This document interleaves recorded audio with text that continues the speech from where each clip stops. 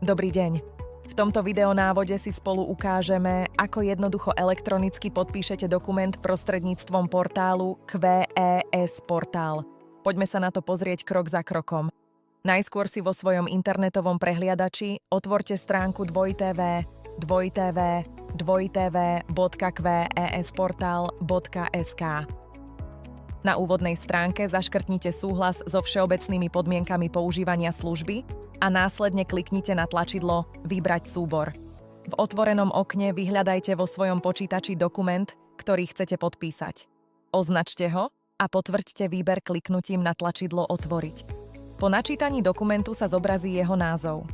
Ak ste vybrali správny súbor, pokračujte kliknutím na tlačidlo Podpísať. Na ďalšej obrazovke sa zobrazí okno, kde si najskôr vyberte Zmeniť typ súboru, zvoľte možnosť C, A, D, E, S.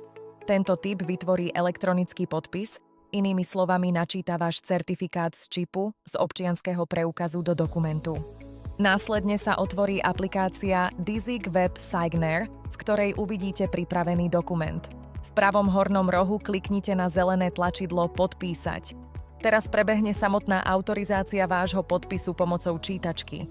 Systém sám spustí proces podpisovania dokumentu pomocou vášho BOK a PIN kódu k občianskému preukazu.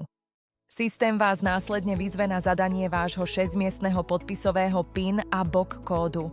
Zadajte svoj PIN a BOK a potvrďte ho tlačidlom OK.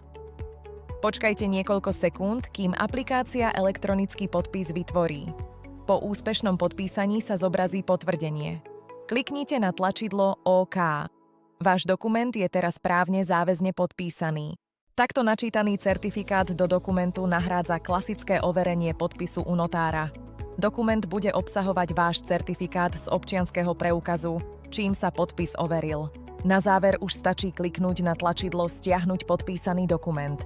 Súbor sa uloží do vášho počítača vo formáte ASICE a môžete ho ďalej používať alebo odoslať príslušnej inštitúcii.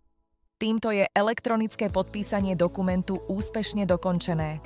Veríme, že vám tento návod pomohol a elektronické podpisovanie bude pre vás odteraz jednoduchšie. Ďakujeme za pozornosť. S úctou za EKNM EMA.